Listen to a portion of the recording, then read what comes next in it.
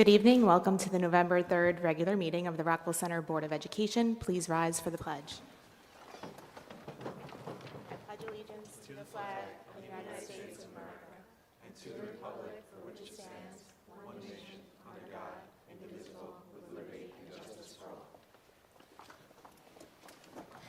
Please note there are emergency evacuation exits in the back and at the front on the sides. Any correspondence that has been received is available for view in the lobby. Are there any students at this time that would like to come up and speak to the board? Seeing none, Mr. Gavin, I will turn it right over to you for superintendent's report. Thank you, Madam President. I just wanted to let everyone know that the Halloween events were a great deal of fun. We had parades at all the buildings, the Witches Ride at Wilson, and the Halloween play at Watson. It was a great deal of fun. The middle school was also dressed up all day long, and you could tell they had a good time. I wanted to remind everyone that our climate survey is officially closed. Our parent participation was strong with over 1,300 responses. Our students and faculty also had a high response rate. Right now, the data is being collated by our survey company, and I look forward to presenting the findings to the Board of Education and the public as a whole in December. I did get a request and a couple of emails about the creation of a boys middle school volleyball team for this year. I wanted to let everyone know that it is a good idea. I believe that we should build off the success of this year's volleyball. However, I want to recommend it as part of the instructional program for next year as part of the budget process.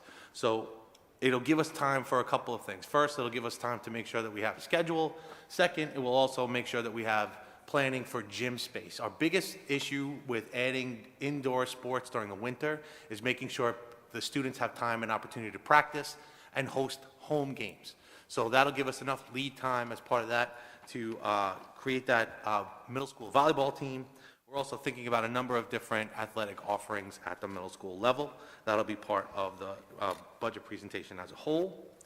I did receive an email from a resident, and I just want to make sure that we're clarifying. The email asked if the IB diploma program at the high school, all of those courses, do the IB courses start in 9th grade? The answer is no. The IB courses, the diploma program starts in 11th grade. So I just wanted to clarify for everyone that that was the issue. I also wanted to remind everyone that the IB, Dr. Walsh and his team will be presenting his instructional data results next board meeting, which is November 16th. In addition, Ms. Love will be presenting new options for special education at the secondary level, 6 through 12.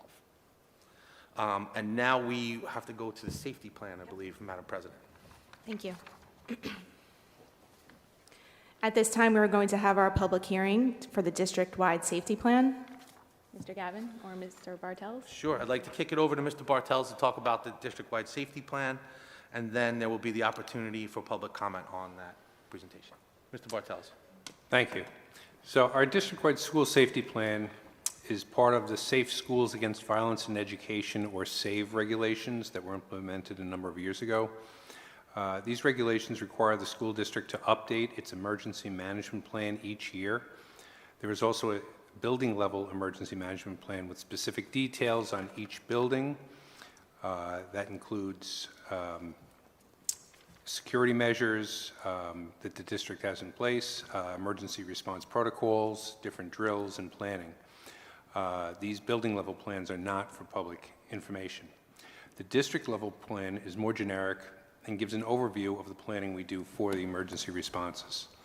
The law requires the district to hold an annual public hearing on the district plan, which is why we have this on the agenda this evening.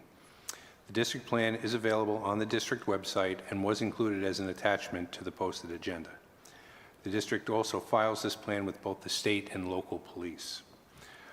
So the district has updated its plans each fall, but the state is now requiring the hearing and adoption to be held after April 15th for the next school year. So while we're doing this now, we will be back again in the spring to hold another hearing. At this time, I would ask if there are any questions regarding the district-wide school safety plan. Any board members have any questions before we open up to the mic? No? Okay. At this time, we will open up the mic for any questions or comments only about the district-wide safety plan. Okay, seeing none. Thank you. Thanks, Mr. Bartels. Okay, so So we'll be putting this up for adoption at the next board meeting.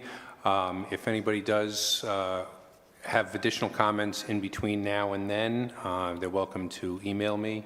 If they want to look at it on the district website, they can email me any comments before then. Thank you. Okay. Okay, items for information. The first item for information tonight is the Board of Education presentations.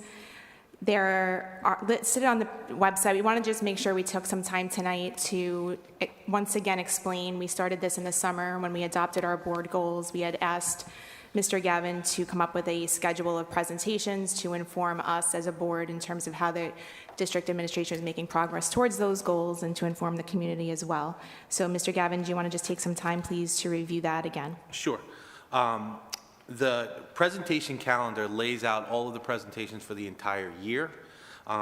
You'll notice that the majority of the presentations are based on board goals. So, for example, if we're talking about integrated co-teaching at the elementary level, there'll be two presentations on that board goal. One is to talk about the process for achieving it, and the second is to talk about how we did. And that the first one is usually during the fall, second one will be in the early or later spring, depending on the goal. The other component that we find a lot of presentations on are the budget. And so the budget process talks about not only our instructional offerings for next year, where we talk about anything new that we want to have in terms of either a class or a team or those kinds of things, and we also talk about our capital needs and our capital improvement and the things that we need to get done as part of the budget process. That usually happens we start the budget process in January at the last meeting where we talk about the tax levy calculation. On February 2nd, I'll be making a presentation to the board about the recommendations for new or different or changed or altered instructional programs for next year. So that'll be on February 2nd. I know that a great deal, that's a business meeting, so the public will have the opportunity to comment on that day as well. The only date that's not on the presentation right now is actually February 2nd. So we're going to add that February 2nd date on there and make sure that that is in there right now. I just wanted to make sure that the board was great with the date, and we had that conversation before. It's really important that we also have, special activities as part of this board presentation. So, for example, in the spring when we do our 10-year celebration, that will also be something that's listed as part of the presentations. And then you'll see that we go from board goal to the end of the year, all to talk about how we develop and plan and develop a process. So that's what I have. And it can be found on the website under the Board of Education tab, and it'll say presentation calendar, and you can click it. It's on the bottom right-hand side. Thank you. Any board members have any questions about that? Okay, thank you. All right, Mr. Gavin, middle school student data review. That's right, Madam President. Tonight we have a presentation from our middle school administrative team that is to look at our instructional data results from last year. So how did our students perform on a number of different assessments, and what does that assessment data tell us to do in terms of how we should change our instruction for this year? What this is how are we going to alter our instruction and our instructional plans based on the data from last year, this year. What this is not is what are the new courses going to be next year. So I'm really excited to turn this over to Dr. Moriarty, our Assistant Superintendent for Curriculum and Instruction, who's going to introduce the team. Thank you very much. So before we begin, I just wanted to give us some context into what we do for our data reviews. We look at different types of data, and it is an ongoing process. Through this, we are identifying our areas of strength as well as our opportunities or areas for opportunities for growth. Basically, what we say, we sit around a table and we say to each other, this is an area that we notice is a relative strength. We discuss what we are doing that may be leading to this result, and we also start noticing areas that we can grow in. These areas are where we look very closely, almost like looking under the hood, the metaphor of checking out that engine and seeing what's going on underneath that engine. It's these areas that we start to begin to really draw correlations between what the data is showing and what we may be doing or may not be doing with our instructional design. We begin researching and we begin discussing with one another solutions to support our growth, to shift our practice. Through this process, it's important to note that we work as a team. Central office works with building level administration. We work with our grade level teams to collectively, and we work with our specialists as well. Our board goals play a very important part to this and reinforce the instructional decisions that we are making on the ground. Tonight, I'm happy that we are joined here this evening by Ms. McGinn and her team, and they're going to share with us our results from last year, as well as some instructional decisions that we have made thus far to help continue improving our instructional practices and ultimately the educational experience of all of our learners. I thank you very much for taking the time to be here with us and for all of your hard work that you put in analyzing the data and putting the presentation together for us.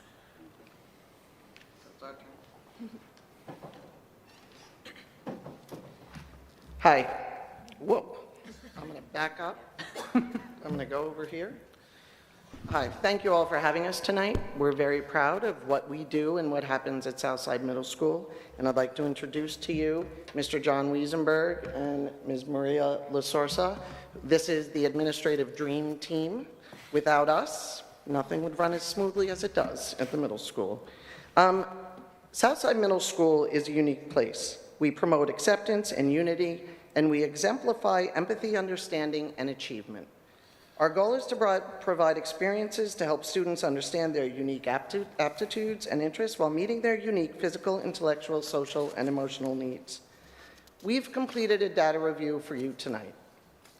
Understand that this is an ongoing process. We're giving you data tonight from last year, but the purpose of consistently reviewing data is to ensure that we are finding areas of strength as well as areas of need that we can improve on throughout the year. Tonight, we'll discuss the types of data we have used and the work that this analysis contributes to establish learning goals and instructional decisions for our students. And also remember that the collection of data goes far beyond the numbers and test scores, and we are encompassing the entire child as well. Click. You did it. So we want our students to demonstrate a sense of self-worth and have compassion and respect for others while valuing individual differences.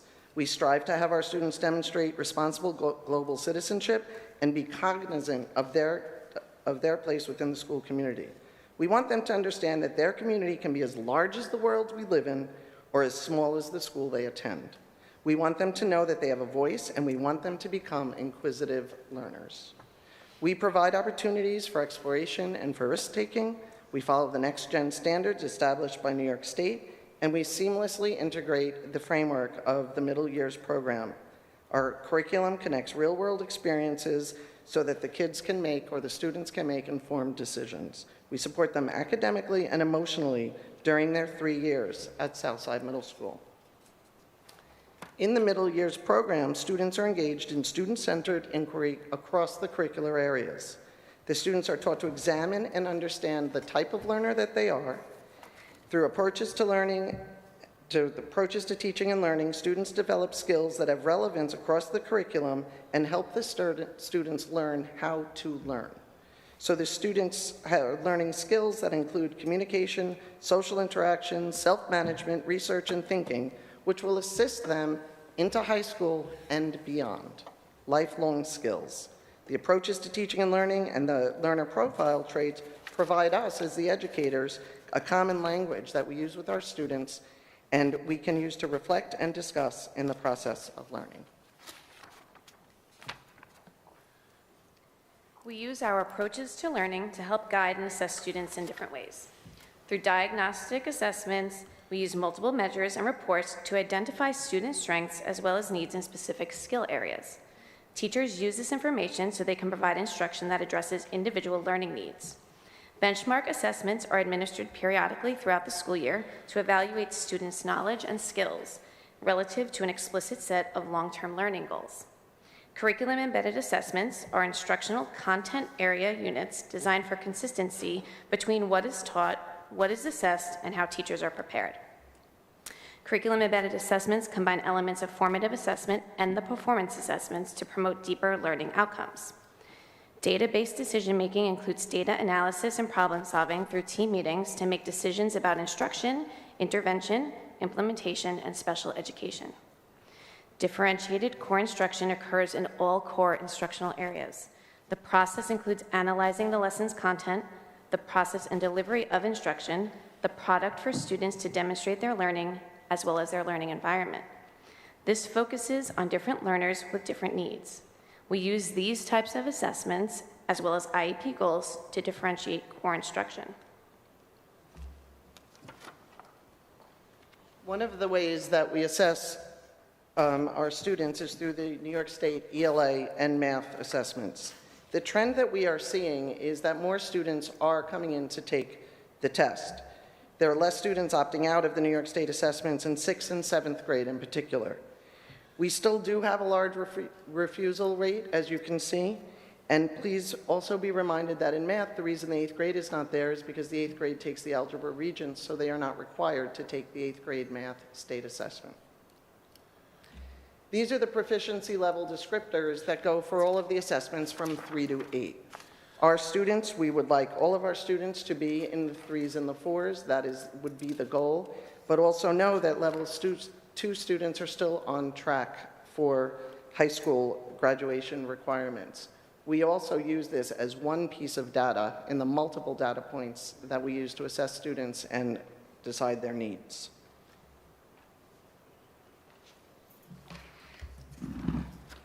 The following graphs, pardon me, the following graphs will demonstrate that we consistently perform above the region on New York State ELA and math assessments. And when we discuss the region, we are talking about the 56 school districts of Nassau County. Based on available data, Southside Middle School students outperform the region annually on both the ELA and math state assessments.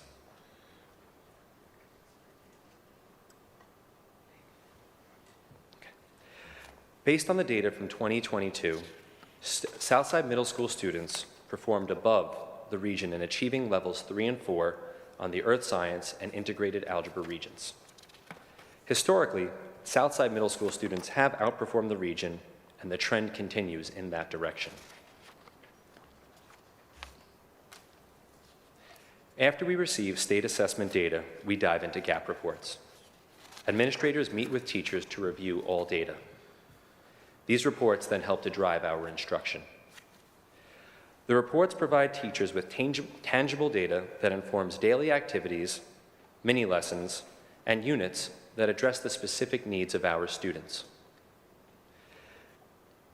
A few of the ELA gap examples from the Grade 8 assessment include question 39, which was a constructive response question, which asked our students to determine the meaning of words and phrases as they are used in a text, including figurative and connotative meanings, to analyze the impact of specific word choice on meanings and tone, including analogies or allusions to other texts. Our teachers use this to drive classroom instruction, which involves annotation for figurative language and vocabulary, helping to make sense of words through context clues. Assessments include identifying vocabulary through the use of context clues. Question 40 is another constructive response question, which asked our students to compare and contrast the structure of 2 or more texts and to analyze how the differing structure of each text contributes to its meaning and style. Our teachers provide our students with more cold reads on a consistent basis. In this way, they are answering questions that are within the same realm as state assessments, practicing that skill and then transferring that skill into the cold read activity. Cold reads occur during instructional time as well as during assessments. Projected here, we see the math gap example from the 2022 June Integrated Algebra regions. I think it is important to note that these are the only areas in which a gap was presented. Curriculum is adjusted through an in-depth review of testing data. The algebra team modifies instruction based on that which is and is not exhibited on the Regents exams. Extra review is provided through do-nows, comprehensive review of vocabulary terms, as well as extra practice using digital resources such as Quizlet, Quizzes, and Problematic. Some of our strengths demonstrated are within the realms of equations and polynomials. Gap reports demonstrate the process of looking at data. It allows us to identify strengths and weaknesses. Sometimes this is a question issue. Sometimes this is an obscurity issue, as in the question asked is enigmatic in nature and thus not given much class time due to the infrequency of the presentation on exams.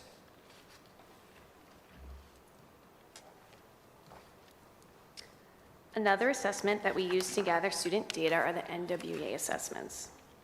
This is an adaptive achievement and growth test that is designed to target a student's academic performance in mathematics, reading, language usage, and science.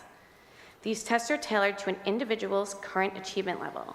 This gives each student a fair opportunity to show what they know and what they can do because they receive a personalized assessment experience. This assessment measures progress and growth for each student and shows students' strengths as well as areas of instructional focus.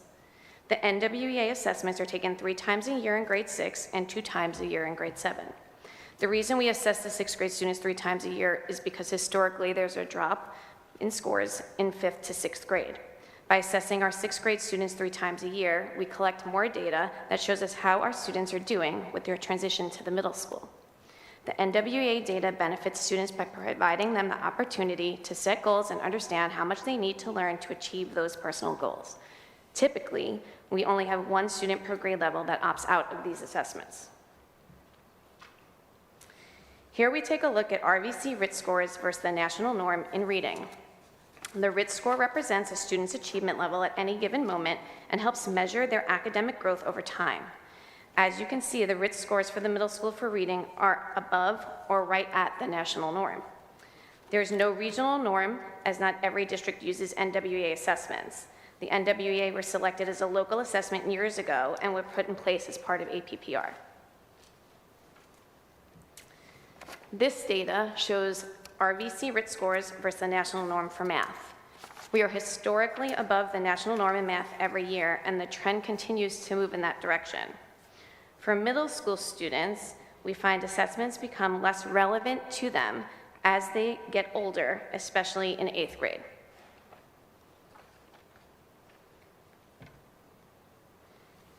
This is an example of the NWEA Premium Report, which allows us to look to data to inform curricular alignment, both vertically and horizontally, between 6th through 9th grade.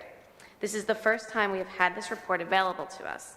The report allows us to dive deeper into instructional and sub-instructional areas, shows us critical information about each individual student, and it allows us to tackle learning barriers, identify strengths and opportunities, and gain a greater understanding of how to help our students succeed.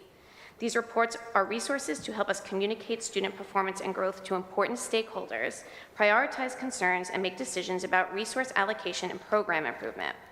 When reading the report, it's important to remember that students typically answer approximately 50% of the items correctly. The horizontal bar shows the range of difficulty for each topic. The green bar indicates areas of greater mastery. The red bar indicates areas where more instruction might be beneficial. And the black line shows the average student performance. As we dive deeper, we can look at the 29% red line, which is under evaluates numerical expressions. This indicates that our students are ready to be taught that specific topic. We're using this evidence to begin implementation of this specific instruction through do nows, which begin to increase intensity to sustain student growth. This type of immediate action is implemented through collaboration of all grade level math teachers and is a specific action of multi-tiered system of support. The premium reports also allow us to look at content over time.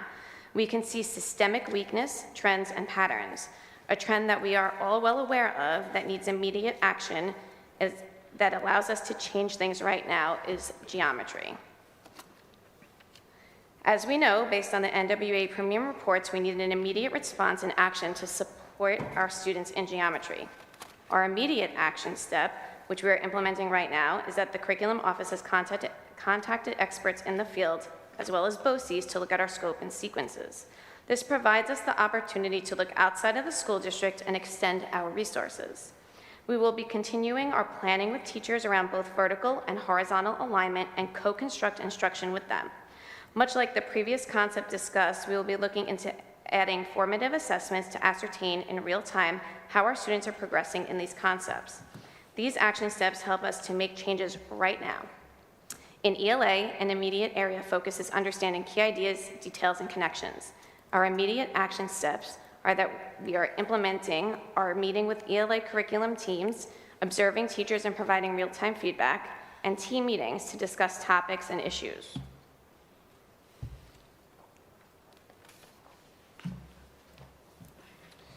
Data teams consist of teachers, academic facilitators, PPS staff, and administrators. Grade level meetings occur sometimes daily, as every grade level has, by curriculum, has a prep period. Grade level meetings are scheduled a few times a month. Discussions in these meetings include data, gap reports, curriculum, assessment adjustments, scaffolding curriculum, horizontal and vertical alignment, and at-risk students. Departmental meetings take place once a month and include similar topics that are discussed at grade level meetings, but with more of a global perspective.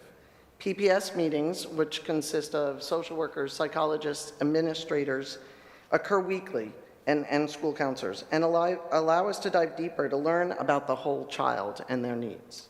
These team meetings allow us to take a collaborative approach to set goals. We analyze data reports, reflect on instruction, and we implement new ways of teaching to meet these goals. We are then further able to open the lines of communication with the parents. We can hold cluster meetings with a small group of teachers, either at the parent's request or the teacher's guidance request. We proactively reach out to parents, however, parents are more than welcome to reach out and request a cluster meeting at any time during the school year. Some of the action steps that are being taken after reviewing the data, and in order to continue to support our students, we now have co-teaching in each of the 12 sections of algebra.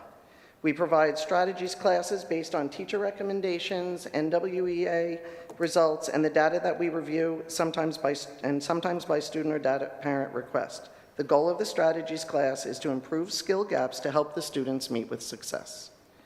Target support through differentiated instruction and by building a multi-tiered system of support allows us to focus on skills and our areas in need.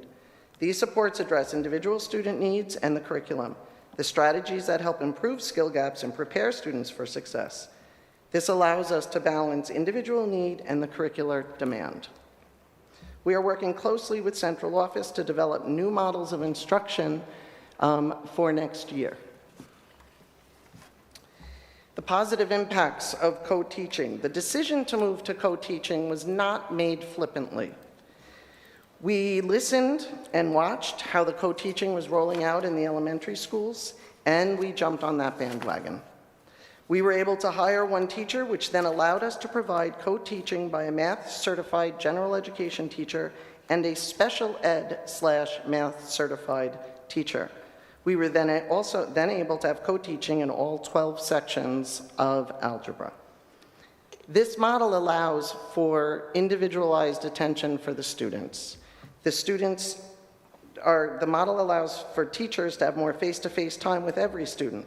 As one teacher is teaching, the other is circulating to observe student progress, answer questions, check in with students. The two teachers establish student groups to pull students to the side to offer specific support or skills to work on in stations to practice different skills. Formative assessments allow the teachers to differentiate appropriately for group work. One teacher can provide more individual attention to a specific group when needed and as needed. The special education teacher and the mainstream teacher have daily common planning time together, and that's all of the teachers for all 12 sections. They meet together and they have common planning time, which allows them to collaborate and communicate. We designed the teacher schedules to ensure the common planning time so the teachers can be together, to be creative, to design lessons and assessments, and work with each other to meet the needs of our students. Extra help is also co-taught. Extra help has both of the teachers in extra help every day. Both teachers are available to meet with the students to assist in whatever they need. Extra help then in algebra is offered daily. Students have the opportunities to converse with the teachers in real time. The students are reaching out to either teacher for assistance. They're actually asking, who is the teacher? And the teachers say, I am, because they both are. The students are reaching out, and we are seeing a rise in self-advocacy and confidence. We continue to support our students in multiple ways. At Southside Middle School, we strive to be a community of learners, and we are committed to a tradition of caring. We provide different types of support so we can meet the needs of all learners. Extra help is offered every day from 7:35 to 8:10 a.m. and in every subject area and is provided by our teachers. The Learning Center, or TLC, is offered every day from 2:45 to 3:30. The teaching assistants who are in the classrooms all day long and know the curriculum are in the TLC rooms. We also have a mainstream teacher daily in 6th and 7th grade, and in 8th grade we have an algebra and earth science teacher daily. This is funded by COVID money. The Student Center, which is offered daily from 2:45 to 5 p.m., is a recommended program for students that are targeted by PPS. Staff based on specific needs. The program provides these students with a sense of belonging and community after the school day. Funding comes from the district budget to support this program. Our middle school community and tradition of caring for our students is evident through the MYP approaches to learning. They seamlessly applied across the curriculum and provide a common language and disposition. These skills foster lifelong skills for teachers as well as students to use when reflecting and building on the process of learning. Through communication, collaboration, self-management, research, and thinking skills, we develop innovative and inquisitive learners. Students become lifelong learners who naturally learn on a deeper level. These skills teach students how to think, problem solve, and create connections. Through data analysis, we can seamlessly integrate these skills to enhance learning for all students.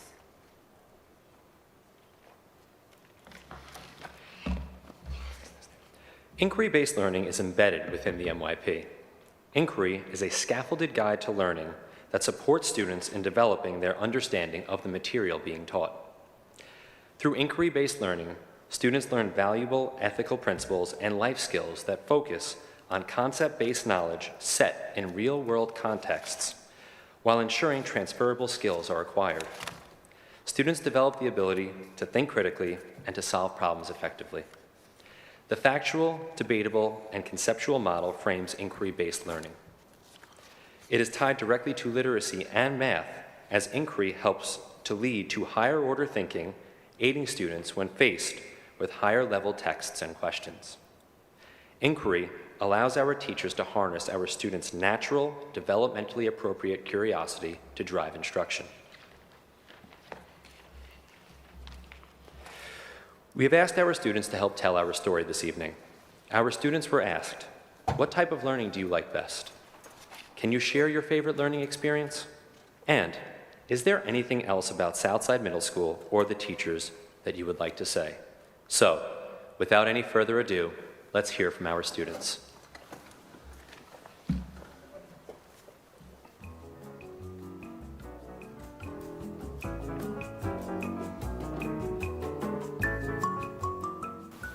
It kind of depends on the subject, but usually group learning because I see my friends and we're still doing work. So, yeah, best of both. I like active learning, like when you get to participate in stuff and work in groups with other people. It's fun.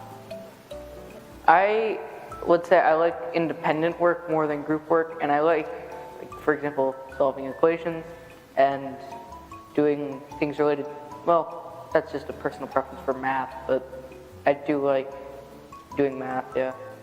I like hands-on and like group work because I like group work because like I get to see like what other people are thinking, and the hands-on is like I get to like feel things and see like and use my like 5 senses.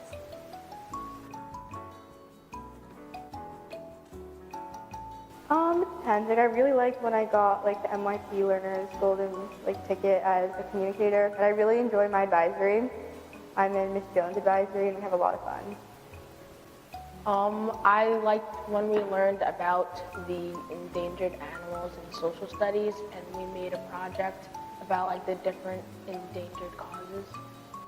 Like, my favorite subject is probably like math or art, because I like art because you have a lot of freedom to do what you want. Like, there's obviously an assignment that you have to do, but like, you can sort of add your own, like, creativity to it. And I have Miss Alekia for her, and she lets us really just like explore different things.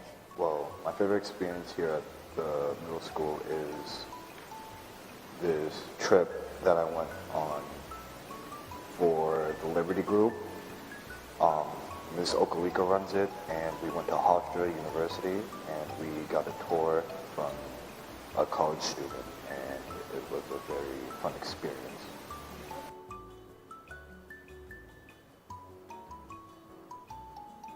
I just really like how the teachers like prepare you for tests and stuff and just really make sure that you're ready. And like even if you're not ready, they will like tell you like it's okay. Like and even if you don't do good, like they make you feel good about yourself. So it's just really reassuring to know that like you can always talk to them. My teachers, they're really supportive and they like help when you really need it, and they like push you enough that like you're not too stressed out, but you also like know what you're doing. I appreciate and thank all my teachers for the patience and work they put in to make us all feel connected and loved at the school. It's a very good school. Highly recommend it. So like any people who want to go to this, it's a very respectful school.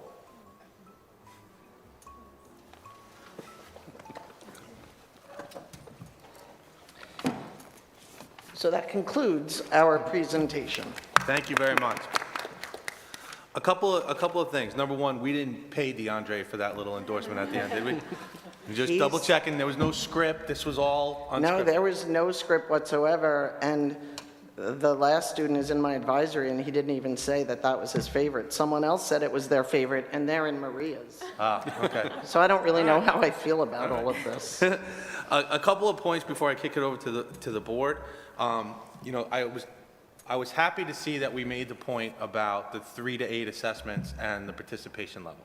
So for example, if we have less than half of our students in certain grades, or sometimes a third of our students in certain grades taking the assessment, that data needs to be interpreted with caution. However, a more robust sample size would be for NWEA, because I believe that we made the point that usually it's like 1 or 2 students that might opt out per grade per year. So that's really everyone, right? The other piece and the regents would be the same as well, that there's a much more representative sample in each one of those pieces. I just want to clarify a couple of terms that educators tend to use, but I want to make sure everyone understands. The idea of a cold read. The cold read, can we explain that so somebody might understand that the book itself may not be cold, but what exactly that means? We keep the literature in the refrigerator. That's That's right. how we So I start. knew you were going to say that too. I just can't top that. So a cold read is when a student reads a previously unseen text or passage for the first time without any practice. We want our students to be comfortable reading a text or a passage without teacher assistance, because this is what they will be asked to do during state assessments. Right. And that would allow for something that you also mentioned in many slides, which was the idea of transferring skills. So for example, reading skills or approaching figurative language is not something you're always going to see just in English class. You may see it in social studies class, you may see it in science. There could be figurative language all across. So that idea that a student recognizes that they have a skill and can put it to use in other settings that they may not have been taught the skill is one of the things that we're focused on, correct? Excellent. The other thing I just wanted to point out for the board is that the middle school, after seeing the push at the elementary level for co-teaching, proactively changed their schedule and their approach to algebra, trying to provide a support for our students in a new way that allows our students to access learning and feel ultimately more successful. I did have the opportunity to meet with the algebra teachers. It was a really great meeting. And the feedback you saw from the teachers in terms of what was positive, I heard directly from the teachers themselves. So the idea that there's more consistency of an approach for our students is really important. And then we have to tie that into the strategies class and make sure that they're complementary to each other. So kudos for being proactive in that way.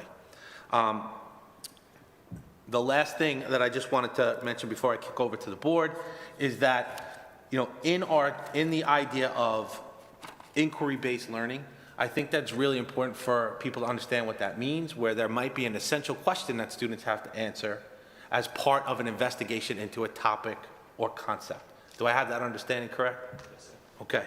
So when you start off in that cycle, there's a question that students sometimes generate themselves, sometimes the teacher might generate it, and then students around that question might generate ideas on how best to answer it, determine what a solution might be or what options of a solution might be, and then go into evaluating whether or not those solutions make sense or not, correct?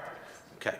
Wonderful. That is the whole idea of cyclical thinking and system thinking that I think is really important. So I'll turn it over to the president, but I thank you all for your presentation. Yes, thank you very much for being here and for sharing the story of the middle school data from last year. One of my first questions really I was going, Mr. Gavin stole a couple of mine, but that's Sorry. okay. All good.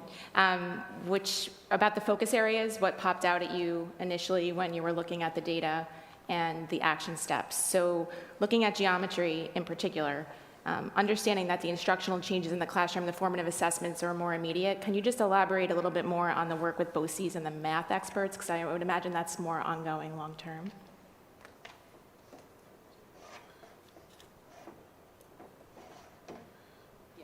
Can you hear? Okay. Can you hear me now? Okay. Yes. So we've reached out to BOCES, both Eastern Suffolk and Nassau BOCES, and we're currently in the process of working with 2 experts in the field from BOCES. That we will then create a plan of action with them where they will come in, they will work with us, work with our team, look at our scope and sequences 4, 6, 7, 8, all the way up into 9. And we will look at our instructional practices also in the classroom, make sure that they're the most up-to-date pedagogical practices for the mathematical principles and concepts. And we'll go from there. We will have next steps, we'll have recommendations, and we'll have immediate movement with instructional design. Thank you. And are there any other trends or patterns that surprised you in your analysis? There were certain things, for example, as I sat with the earth science teachers and looking at the data from the Regents exam, and we looked at, the places where, as those gap reports showed, we looked at what came up in the red, and we looked at it by teacher.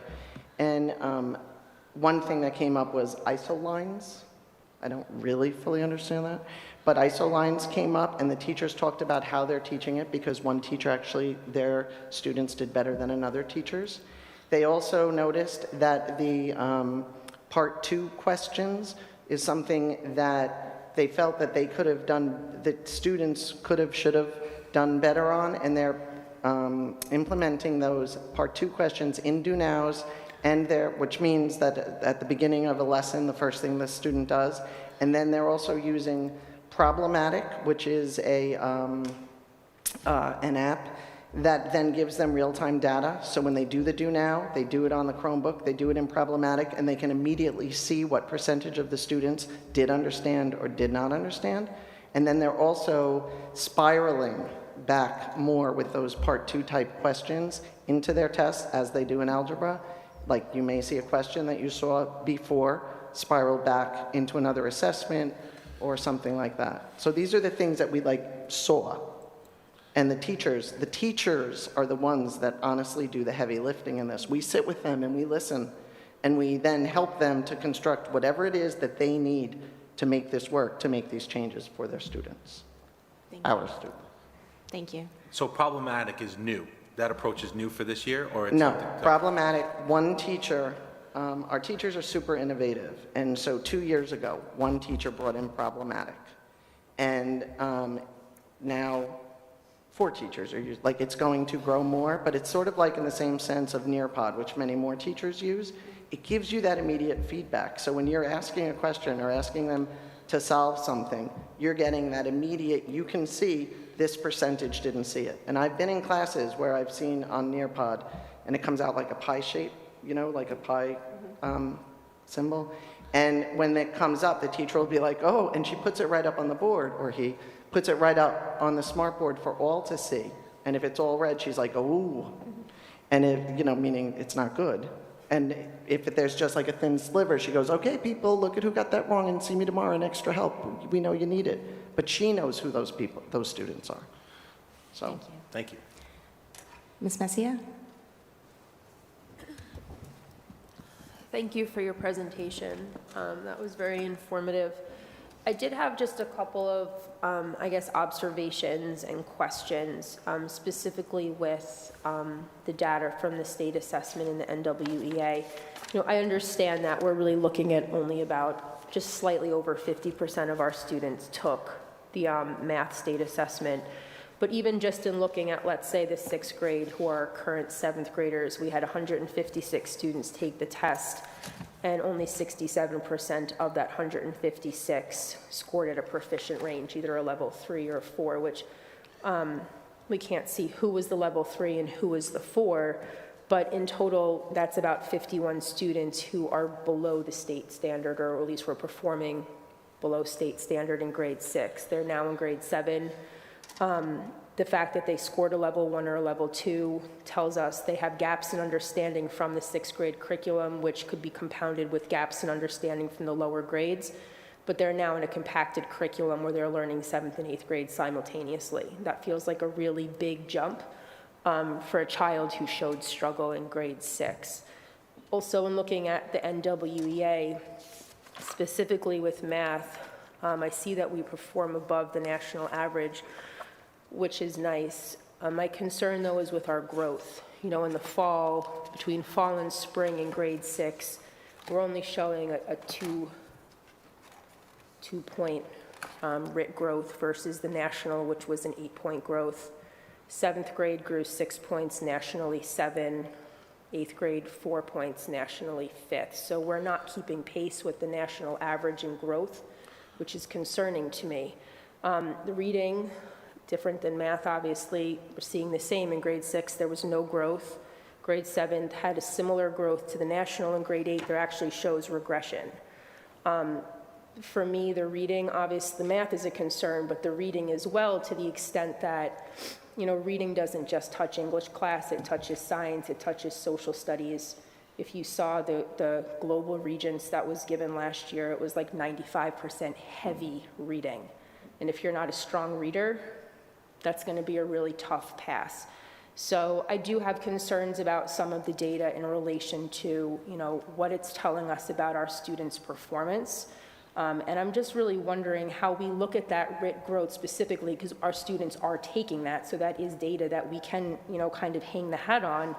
And how are we using that data specifically kind of to inform like continuous improvement? Like, we're at stage 1, we're in this planning, we have this data, we have a problem.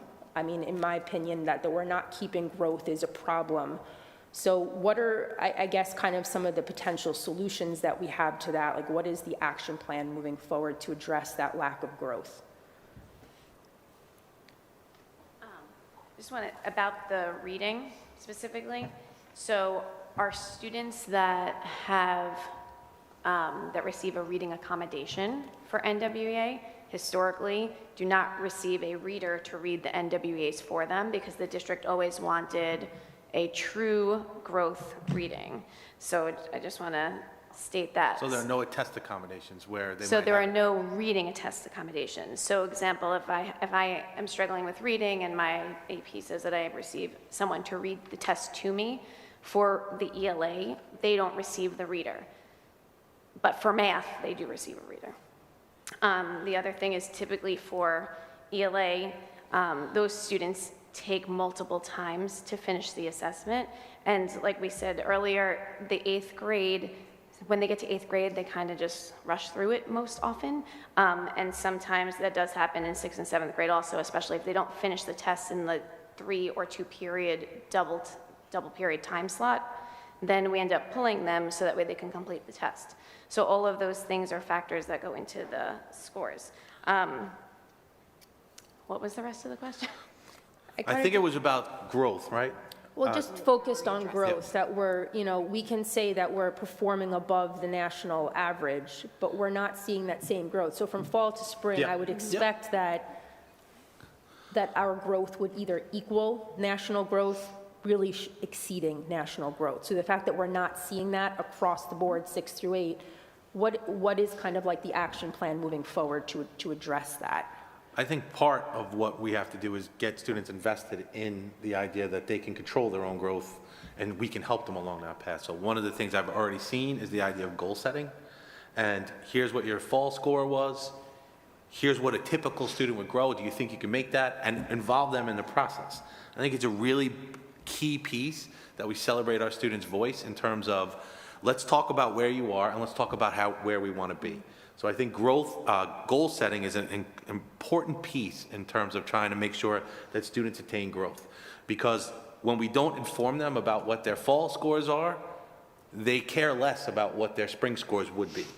So it's really good to talk about them, and not in a judgmental way, like, hey, by the way, you're below national norm, or you're way above national norm. It's about, here's where you are right now, and that's what the adaptive test does. Here's where you are as a learner right now. Here's what growth could look like. Let's talk about how we can get there. So our ELA teachers do sit with our students after the NWA once they're able to see the scores, and they do sit with them and they go through each concept or strand that specific student needs to focus on. That way they can set the goals like Mr. Gavin was speaking about. It's also, we haven't done that previously due to the pandemic in the last couple of years, because that wasn't really the focus, but we're getting back to we're past the pandemic, and we're moving forward in different strategies to help students. So when the ELA teachers meet with the students, then they also discuss it not only with each individual student, but again, at their planning meetings, at their grade level meetings, at their department meetings. And we're at the point where most often there are some times when other teachers have the same planning, so they'll meet interdisciplinary in the curriculum. That way, like an ELA teacher will meet with a science teacher, and they'll discuss their students. That way they can implement that across the areas. Thank you. I also had just a question about the strategies class for parents or caregivers in the community who don't have students in the middle school yet. Can you just explain what strategies is, how many students are in the class, are they placed with other students based on skill set need, and is this a class that you can graduate out of once you have... You mean like flexible enrollment kind of thing, like you're in when you need it, you're out when you don't kind of thing? Yes. Like, is there an exit strategy from the class once we've remediated the skill set that has placed you in the class? Yes. Students are placed in strategies classes based on, it could be a student request, a parent request, a teacher request, but we look at all of the data.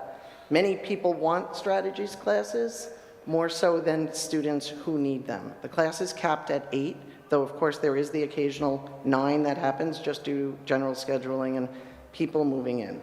The class itself gives the teacher, and if I'm speaking about math, because they're all similar, they use the curriculum as the vehicle, but they're working on the skills that are being worked on in the class, and they're also working on individual needs of the students in that class. So they might take their 8 students, and some classes have less, but they might take their 8 students and start these 4 working on a problem that they need to work independently. Teachers say that this is, prior to co-teaching, that this is the first place that they're able to see students really work independently. So they do a mini lesson, they work on the skills that are being worked on within the class. Students can exit. We try to exit students, to be honest. Sometimes it's taken as a comfort level, that they feel like that's why I'm getting what I'm getting, and it really isn't. We have encouraged and we have extended extra help to be 7:35 to 8:10. It used to be 7:40 to 8:05, but we pushed it on either end so that there was more time for the students to have for extra help, and expanded TLC as well so that we can exit kids out.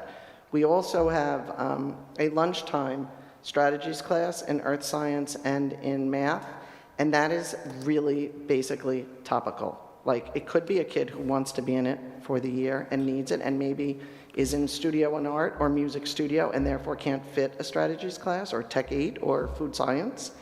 And they will go during lunch. But it's also like, I'm not good, and I'll just say geometry because I heard that word a lot. I'm not good in the geometry part that we're doing right now, so I'm going to go to the support class for this unit. And then when I'm comfortable, I don't go anymore. So those are all things that are done in conjunction with our teams. School counselors, psychologists, social workers, administrators, teachers, students, parents. Awesome. And then, so really just in looking at the presentation, it seems like in addition to that, there are technically 5 periods a day that a child could receive instruction math between their math class, a strategies class, TLC, extra help. What, just, I mean, access to... Oh, that they have access to, yes. Access to support in every subject. not just math, because we have support classes in ELA and math and earth science. Students who receive, through their IEP, reading classes. We have small group reading classes, which are very few. But everyone has access to the extra help and to the after school. And the after school we also extended, and just to say, we did that with the teacher assistants first, and then as of last year, we were able to also have a teacher in each one. We've always had an earth science and an algebra teacher in the 8th grade, but that also, again, it's 2:45 to 3:30. And teachers are coming in, and they'll say, what do you want to work on to the kids? Or they'll work with individual students, and there's usually only about 20 kids in each Session?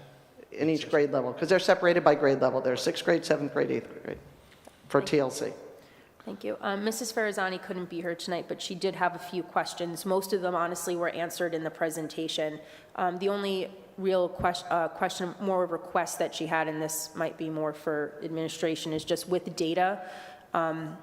If possible, I think it would be helpful to be able to see the specific level 1s, 2s, 3s, and 4s, not lumping things together, just so we have a better understanding of, what's proficiency, where are we at mastery, and then what are those 1s or 2s, just to give a fuller scope of how our students are performing. That's easy feedback that we can adapt for presentations going forward. And if I could add, even though you may not know the students that we know the students and how they perform, like on the ELA and the math assessment, and we still go through that data to figure out if there are gaps. And we also know the students who took the test for one day and then said to their parents, I'm not going back, or however it was. We have quite a few of those as well. So we do go through the students as well to see who took the test, who was that 50%.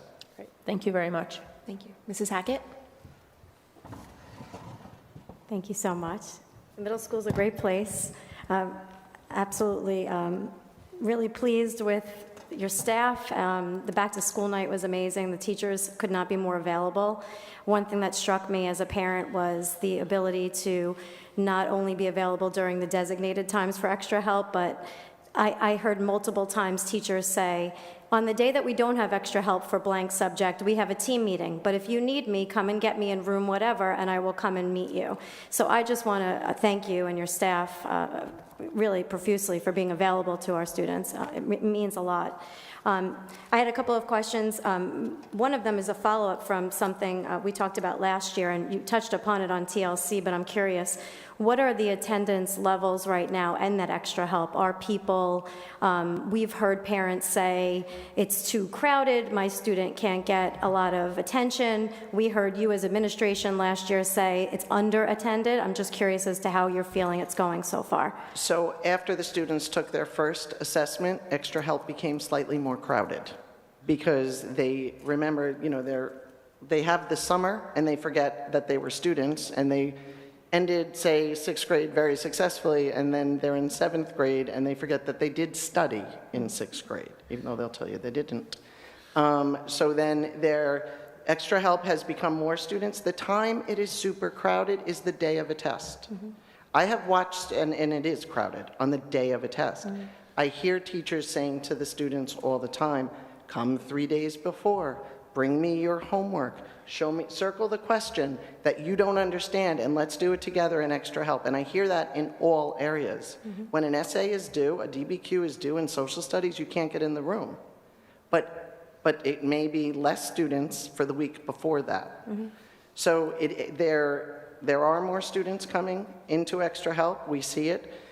We have students who go to extra help because we tell them they have to, and sometimes those students then arrive at school at 8:05, mm-hmm. Because advisory starts in 5 minutes. And then we also have students that we mandate or ask to go nicely to TLC as well. TLC has right this minute, because of all of sports, between 15 and 20 students in each grade level. That's going to change because sports ended. Right. And we don't have many sports during winter 1 and winter 2, so we will get more students. We used to say that the kids had to commit to 5 days of TLC. We don't say that. We do keep attendance, mm-hmm. and they have to sign a contract that they bring home so their parents know where they are, and they are able to take the 3:40 bus if they take a bus, And if they don't come to TLC on a day they're supposed to come to TLC, the next day, our attendance secretary calls their parents and lets them know that they weren't there. Okay. Because we just want everyone to be accountable, and we want everyone to do the best that they can do. Did that answer your question? Yes. Okay. The co-teaching 8th grade math, just curious if you've seen yet the ability to free up some of the scheduling for strategies, the need for strategies in math, or will we not maybe see that till next year? I know a lot of parents were concerned that their students are not able to take electives because they're taking strategies. It's been a concern, so I'm wondering do you think the trajectory of having the co-teaching 8th grade model will then eventually help to free up some of these students to take some other electives in the 8th grade? Because I know we offer some pretty amazing classes. Yes, I don't think, we don't see that right now because we just started the co-teaching and the students signed up for their courses, last spring, right? They signed up for whichever elective they're taking. But we have moved pretty consistently to try to get as many students as possible to be able to take the electives. So if that's something we can get a commitment for extra help, we can get a commitment for TLC. If a student is super artistic, they should be in studio and art. That's the way it is. And we are also working hard to the ability for the students to achieve 4 credits before they enter the high school, which frees up so many other different levels for all levels. So we have been working, I would say, for the last couple of years of really trying to have more students. And so if you hear me come back and say, I need an art teacher, I might. Or come back and say, I need tech teachers, I might. But we don't know with the co-teaching. I know, I like to just... I know, you put that in there. I'm just letting it know. It's for the record, and I'm being recorded. Yes, you are. I appreciate that you try to move students because it's great offerings, and I know parents like to have choices for the kids, and I think that those electives that are offered are special, so I'm hoping to see more students be able to take them. This is a great thing. Also, for some of the students, especially students who receive special education services, that's a discussion that does happen with the school counselor and at the CSE meeting each year as well. Great. For which way do we want to go? Thank you. The deep dive that Mrs. LaSorsa showed us for the NWEA that's new, is that shared with parents or students, or is it only for teachers? What are we doing with that information, the one that had the green and the red kind of by student, right? I actually don't know if it can be shared with parents. Well- I don't know that much of the premium reports yet because we've only had one training session on it. I know that we can access the information and then we can look at it in a different realm because the other reports that NWA provide are great, but they don't go that deep into each learning strand. So what the premium report is it like a look at our curriculum and how our students do against a set of standards. And then they show you, let's say geometry is a strand of math. They will show how the students did in 5th grade, 6th grade, 7th grade, 8th grade. And you'll see how they move along with how they should be moving in terms of growth and in terms of what their RIT score should be in that particular area. It's more of an analysis for us to kind of take a look at curriculum. And that's why I think you've heard from the middle school team tonight that one of the areas that we know we have to take a look at is the strand of geometry in grades 5, 6, 7, all the way up to the high school, because those skills build on each other in that particular area, and we want to make sure after looking at the premium reports, that would be something that we need to take a hard look at and make sure that we're hitting those topics in a way that makes students understand them better than they are right now. Great. I think that's a great tool. I'm glad to see that we can use that. Those are my only questions. I just had a couple of comments too. Mrs. LaSorsa, you mentioned about 6th grade sometimes as a break-off. But I think our scores show that our 5th grade teachers are preparing our students very well in Rockville Center for 6th grade because I didn't really see us slipping below the norms for 6th grade, so I was really proud of that. I think that transition is hard. I think we've had learning loss from COVID. I think Mrs. McGinn has always said these are hard years of these individuals' lives. So to see 6th grade come out ahead of norms, ahead of the region or the nation I think is a great thing. And the other thing, Mr. Wiesenberg pointed out that our region scores are up against, I think you said 56 Nassau County districts, and just to point out, not all 56 districts take algebra in 8th grade, and we were well above the region, which I think shows real just a real understanding of the subject matter. I know it's a younger age, but they're doing well, and I think that our algebra teachers are phenomenal. They really do get them there. Having those extra supports this year, I think, will only make that better. So I'm really interested to see what the scores are next year when we have you back again and we get to talk about this again. But just really thank you so much for all the thought and time you put into everything, and for everything you do. That's such a critical bridge for our students, the middle school, but you don't make it a bridge, you make it its own experience. I think it's a special time for our students in this district, it really is.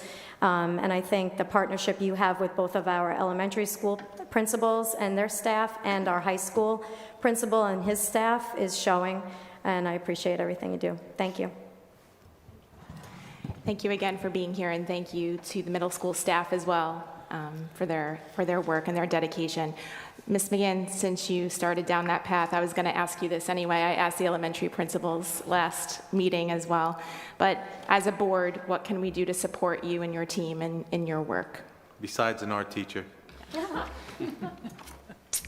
Let me go to my list, because I have needs, not wants, needs. Only kidding.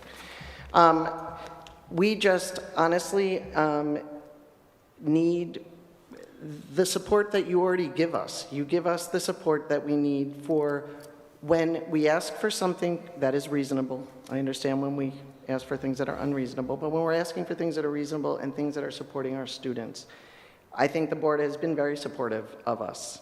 The need, giving us that math teacher last year, is what made us able to do what we're doing in co-teaching. If we weren't able to hire that math person, we wouldn't be able to have this in all 12 sections. It would be stilted. So I really think that we need you to ask us questions, not always at a board meeting though, it's okay, but to ask us questions, to come visit, to come see what's going on, to, if you have a question, call and ask it. If we will answer it, because we want to know what your needs are as well. Thank you. So just continued support is what we need. Thank you very much. Okay, we have another item. Thank you very much, everybody. Great job. As we get ready for our second item of information, we want to thank our Teachers Association for inviting several members of our administration to the Community Schools Conference, and I'd like to ask Dr. Hood, if you might, to step to the mic and tell us a little bit about what you learned at that conference. I don't know, I feel like my back is against the audience. Is this okay if I turn it like this? You're good. Okay.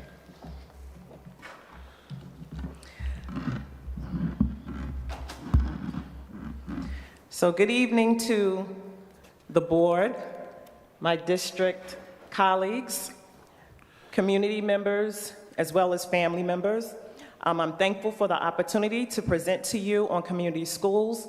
As Mr. Gavin indicated, the weekend of October 14th, I attended along with Trustee Erica Messier and RVC Teacher Association President Frank Van Zant, who was here in the audience as well. And we gained so much information from that weekend, I'm sure they would agree, on what a community school model is all about. And we left there with an understanding and ways to explore the possibility of it being here at RVC, just to give you context.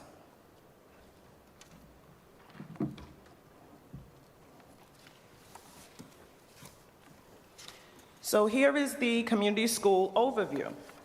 A community school model uses a comprehensive whole child approach to meeting the academic, social, emotional, and physical needs of all learners.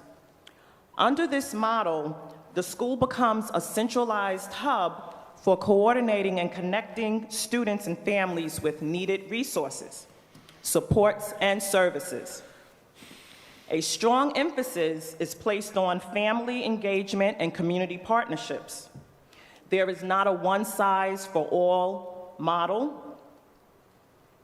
It is customized based on the specific needs of our district. And key to this model for community schools is a director who coordinates, a community schools director who is responsible for mobilizing resources and coordinating supports for our learners. And that person is identified as essential. They emphasize that throughout the two-day conference, that person is essential to the success of a community school. And this just shows you the flow chart of how a community school operates.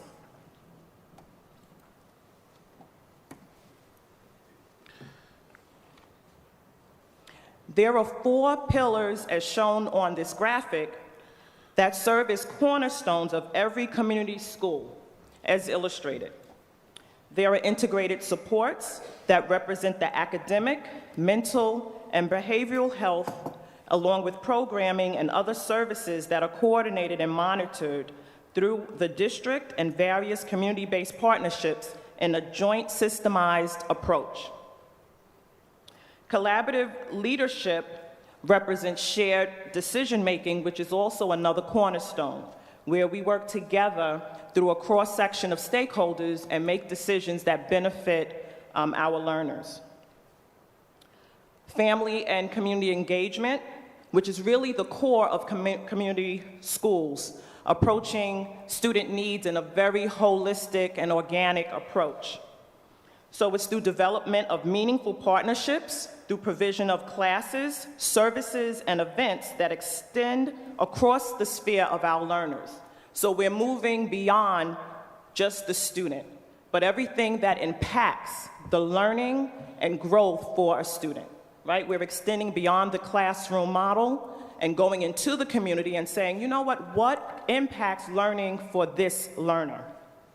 And we are addressing those needs. And once again, it's customized based on the identified needs of Rockville Central School District.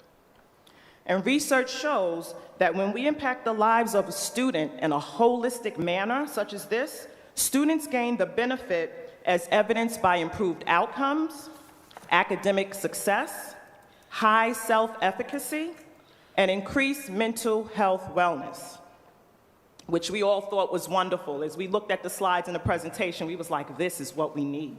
This is what we need. And like I mentioned, all of this is predicated on identified needs that we will conduct, and it'll be determined through a needs assessment if we choose to go down this path. So this shows what a community school model could look like here at RVC, as you can see from the graphic. So this is one model of how it could look.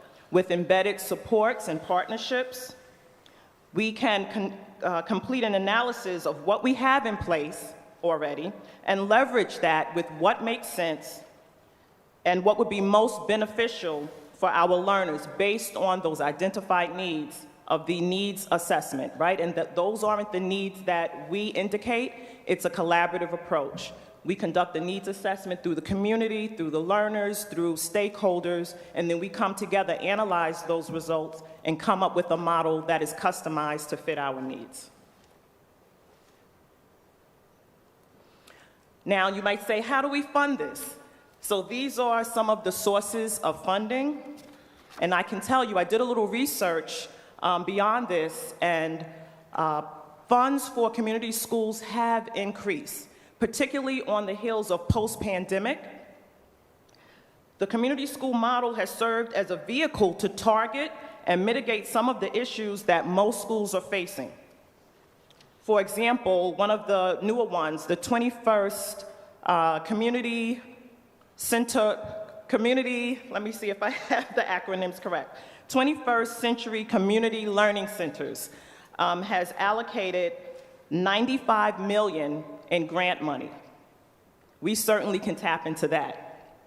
Also, the CSGI, which is the Community Schools Grant Initiative, has allocated $68 million in grant money. And traditionally, from looking at schools that have successfully were approved for those grants, it's an average of $500,000, $500,000 that is renewable every 5 years. So this is particularly how we can fund it. and of course through local and private. We can be creative with blending funding opportunities for this model here at RBC.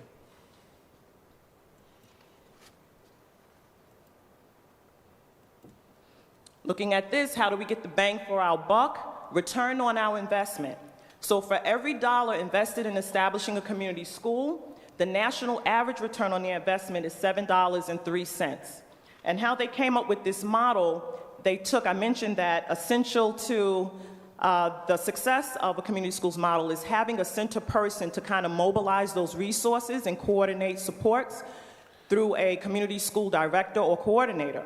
So what they did to come up with this is to take the salary over a 5-year period, they divided it by the program cost, multiplied it by 100, and this is how you get the return on that investment. And this is taken from NYSET.org and the National Education Association.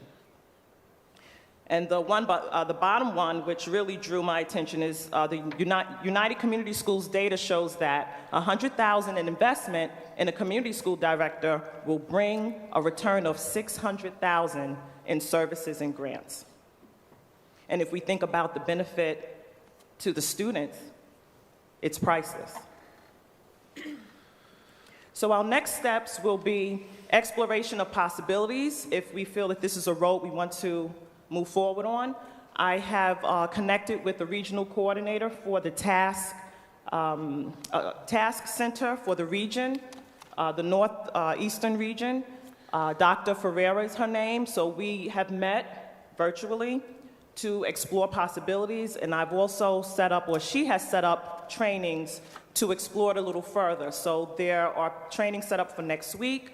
There's one in December as well as one in January, and she will help guide us through this process, through funding, grant writing, to make sure that we are successful. In developing an implementation team, which I mentioned earlier, which is a cross-section of stakeholders, where we will do planning, the needs assessment, making sure that every voice is heard, and that we are targeting the needs of our students, not only from a deficit model, but also through programming. So we are transitioning to MTSS. Key to this is that we can explore programs that will help us target our services for Tier 2 and Tier 3, and just multiple other programs that fit into this model. And then exploring the grants and funding opportunities where I mentioned earlier. There's $1 million available to make this happen.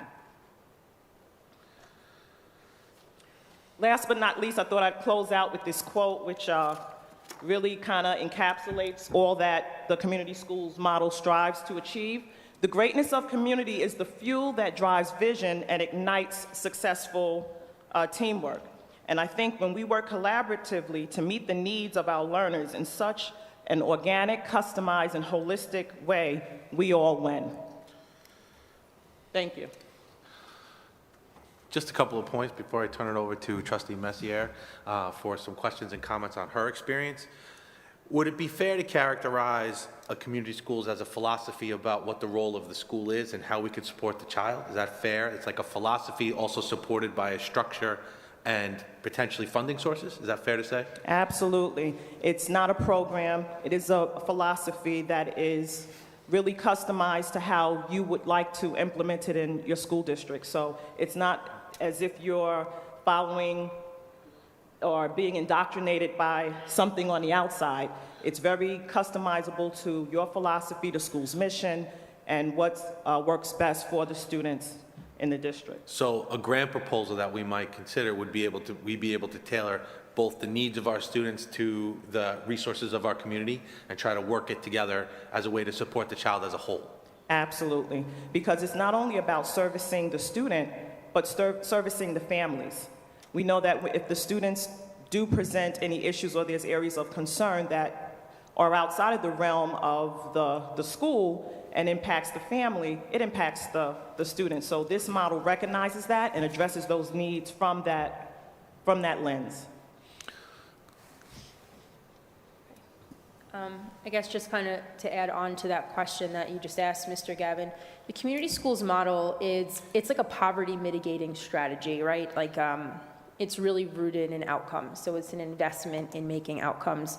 There is no two community schools that are the same. They're completely flexible in design, and the design is really rooted in needs. So like Dr. Hood said, you start with the needs assessment, and that community schools director would do that.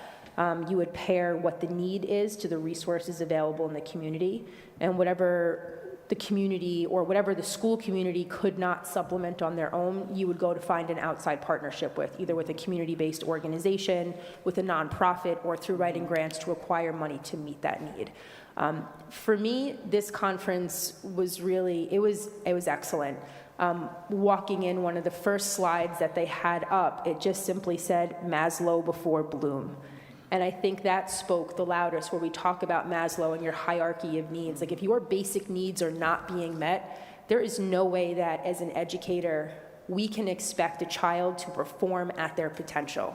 It's basic needs before everything. And that's what this strategy is really rooted in, is making sure that all of our students' basic needs, and maybe a bit more than that, are being met so that they can perform at their potential in school. In my own kind of studies, we've been talking a lot about family and community engagement, about community schools. And I think a really kind of shocking statistic is that children spend 82% of their time outside of school, their waking hours. So in school, we have them for 18% of the time. And the amount of effort that we put into that 18% is astronomical. So imagine what the outcomes could be if we invested in that other 82%. What's going on before school, what's going on after school, making sure that all students have access to extracurriculars, and not just sports, because we offer that, but to the arts, to music, making sure that there is no food insecurity in our community, that housing insecurity, that we're looking into those things as well. And then also not just focusing on our students, but probably the biggest partners in their learning lives, which are their families. So ensuring that families' needs are being met as well.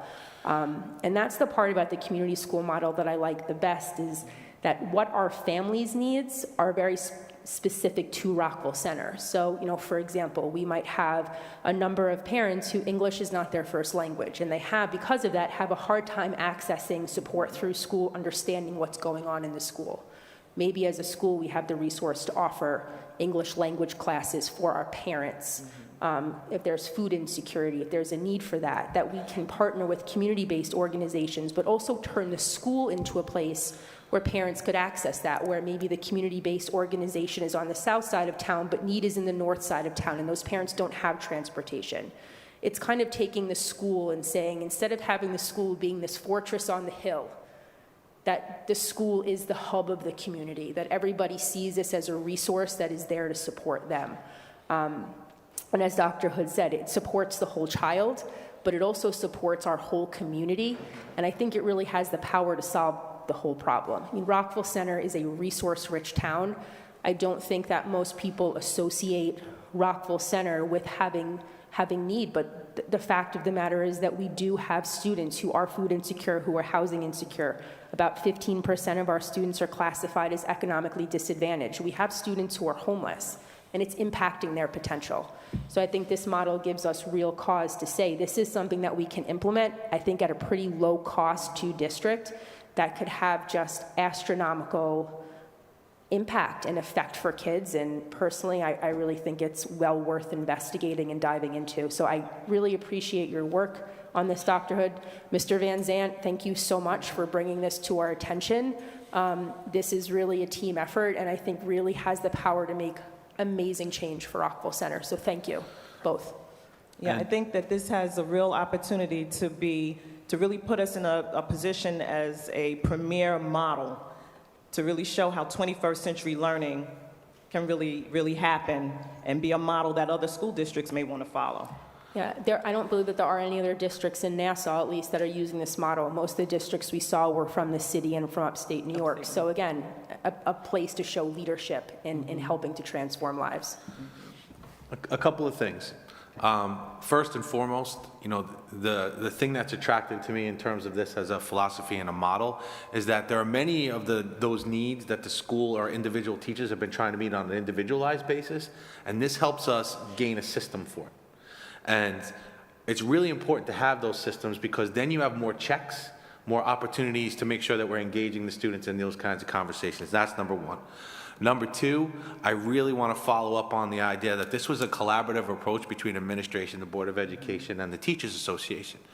This is a model where all three areas of our district, or constituencies of our district, are working together to try to support and build a system of support that supports our community as a whole. So I really love the model, and again, I echo everyone's sentiment so far in terms of thanking Mr. Van Zandt for the invitation. I also think that it's really important to recognize the fact that sometimes an invitation is offered and nobody says it's okay. But the idea that we're coming together and saying, you know what, let's go see something new and see if it fits. That speaks to the right type of culture where we're willing to take some risks and explore some new opportunities if they benefit our students.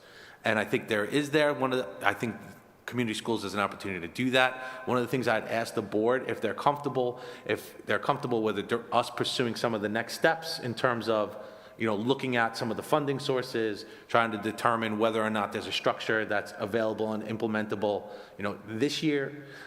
If you're comfortable with that, we'll work as a team to try to come up with, a follow-up presentation to this to tell you where we are. Is everyone pretty much comfortable with that? Yeah, I just had a question. You mentioned about the community director. Is it a requirement? I just was, without context, what do they require of the districts to put in place for this program to run with fidelity? Well, there's flexible models. We could use someone internally to give a stipend, but they mentioned it was so crucial that that was a common element of a community schools director, community schools coordinator that makes it happen, because they are the ones who really get those resources mobilized and sort of the target person that then sends out the resources to the family, to the students. So they really made it seem like that was a big piece of the program if it's to be successful. But there's different ways, flexible ways of implementing that. And did they give you a sense of how many districts apply for grants and how many receive them? Or is it likely that we would receive a grant to help to fund it? I think we absolutely would. We just missed, we're very early if we even go down this path, but we just missed the deadline for this year to apply for the CGSI, Community School Grants Initiative. But the other 21st Century Community Learning Grant, that's $95 million, we still have an opportunity for that one. And just to kind of piggyback, not to interrupt, but this was given through NYSET, which is the New York State United Teachers. And they've been talking about how New York right now legislatively does not have a per se ton of funding going into this, but NYSET is really advocating to get more funding for community schools, and I think it's coming up as something they're going to be voting on soon. So even, if we do go this route, really kind of encouraging our legislators to kind of, push for that funding would help as well. So it seems like it's kind of like an up-and-coming, I shouldn't say up-and-coming, it's existed for a while, but here. I think it's an approach that's been expanding in terms of opportunity, in terms of the models, like you talked about. It used to be something that was not really thought of in the suburban model, but with creativity and with a look, with a good needs assessment, we could put together a grant proposal that I think, with no guarantee, obviously, but I would think would have a probability of success in terms of a funding stream. I just want to say thank you to all three of you for attending and bringing it back to us. I think it's a wonderful thing, and it is who we are. In Rockville Center, we are a community, and we support each other, and I do love the idea of putting that foundation, just strengthening it and investing into it. So thank you very much, all three of you. I appreciate it. I just want to echo that. Thank you for attending, Dr. Hood, Mr. Van Zandt, and Ms. Messier. Thank you for going to bring this information back to us. So, Mr. Gavin, just for clarity, you're just asking the board tonight for permission to proceed investigating. Yep. Yep. So, thank you. So moved. Thank you. Thank you. Okay. Thank you. Game on, let's go. All right. Thank you very much. All right, items for discussion. Mr. Gavin, can you just give a brief synopsis of the opt-in agreement to the internal cameras on the school buses? This is something we had discussed for several meetings in the past, and we were coming back to this discussion. And if any board members had questions, or when it becomes opportunity for visitors, if any members of the community have questions, can you just give a brief synopsis of what the opt-in agreement would be? Sure, I'll kick it over to Mr. Bartels, who's been spearheading this initiative. Thank you. Sure. So as part of the agreement with Bus Patrol to implement all the stop arm cameras, they've given us the ability to put internal cameras on all of our buses, which is up to us. It's our option if we wanted to go in or not. There is no cost to doing it. It's just a matter of if we want to go down that road and put cameras on the buses. And just to clarify, it wouldn't be audio, There right? would be no audio, no. Yep. Any questions from board members? No? Okay. Sure. So if we go down this road, there's a couple of legal considerations. Yep. In terms of confidentiality, personally identifiable information. We have to assure compliance with Education Law 2D. Many of my districts do have this. They also have the ability, we have to look at the contract with the bus companies, who's responsible for what, who owns the cameras, who owns the videotape or electronic information. Do they have the ability to blur images of other students? Often these are used for disciplinary matters in terms of fights and disputes, et cetera. So if we go down the road, there should be some legal attention given to the documentation. Right, so what would be the next step in terms of that process if we just wanted to get that information, those questions answered? Well, I think what we'd have to do is do a little bit of information gathering and then bring back to the board, how does the company guarantee privacy? Do the server systems comply with Ed Law 2D? What is the capability of the system when we don't want to share somebody's information? Can we blur it so that FERPA is, adhered to? Those are some of the conditions that we would have to, kind of come down the road and answer before I would feel comfortable making a recommendation about whether or not we should do this at all. Yeah, okay. Thank you. Moving on to policies. At this point, being that we only have 3 board members present tonight, I'm going to make a motion to amend the agenda and forego the policies that were listed at stage 1, and we'll hold those off until our next meeting, which is November 16th. I'll make the motion. Can I have a second? So moved. Second. All in favor? Aye. Okay, thank you. Moving on to the policies at stage 2. 7111, release time of students. Any board members have any questions or comments on 7111? No. Move that to stage 3. Okay, thank you. 7112, student dismissal precautions. There were no revisions needed at the last time at stage 1. Are we comfortable moving this one to stage 3? Yes. 7150, school census.